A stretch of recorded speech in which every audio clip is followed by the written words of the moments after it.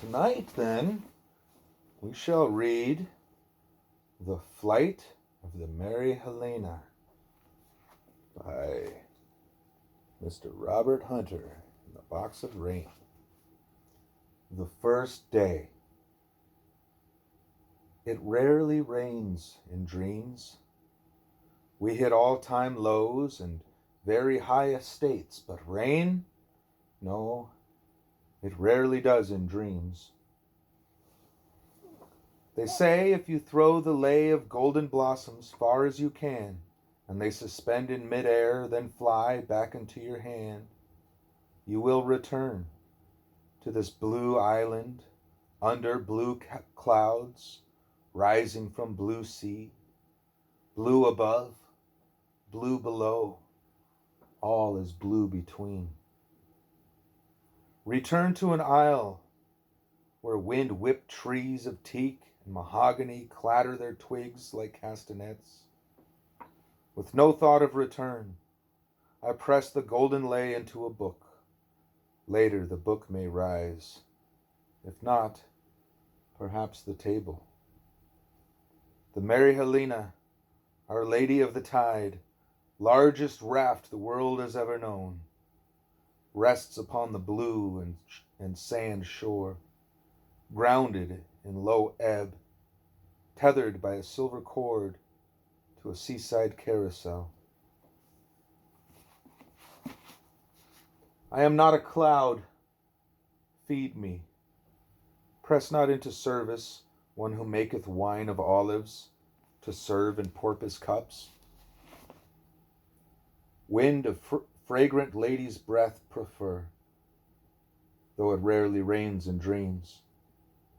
Carpets of interwoven string quartets support us as we take our leave and repair to sea, to follow the argument of the ocean, to listen to the echo of the great bell tolled beneath the waves, and toast the Merry Helena, queen of the blue tide, soon to sail. Toast the Merry Helena with a wink, a blink, a nod, a bouquet of bougainvillea, and a hand-me-down guitar. Empty that guitar of its splendid oily rainbow. Pluck it out with patience, the cleanest sort of vice. Stage the bon voyage with flagrant octarina. Lace the mask to your face with living worms. Strong hands unite. Sign it into conscience. Seal it with a fist. For sail we will. For each a hammock strung with sinew, bone, and tendon, soup and salt for each, and garnets in the gravy. Place, law, climate, and syntax converge like wind to make the Merry Helena thrash as though she were a living thing. A fragrance of excitement rising from the shoulders of a dock hung with wisteria, first in flames and then amazes. Now the blessing and the benediction, incense of carnation, clove, and oleander stream from a swinging silver censer. The eye of the tabernacle winks as the chalice rises bolt upright on the altar, shooting arrows of communion into infidel and faithful hearts alike. Accept the benediction of a bent and bloody knee, skinned on a gravel court, playing hangman in rotation.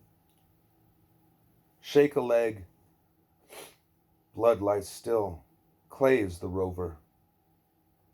There are rats in the scuppers. Voulez-vous coucher avec them? The artist in the vein has flustered reason. The blood will not clot. Worse, it will not flow. From a seaside carousel, a black-robed figure waves, a slow flick of the wrist from a sleeve without a hand. Toast the Merry Helena, pilgrim. Bear your lacerations with resignation. They will be healed within the 7 days we sail. For a moment suspended, wedged between two ticks of time, caught between a sigh and inspiration, the merry Helena hesitates, then with a shudder leaps into the cheering foam. The scent of orchids mingles with the silk strings of a light guitar. A blue-black cloud obscures the seaside carousel. We sail.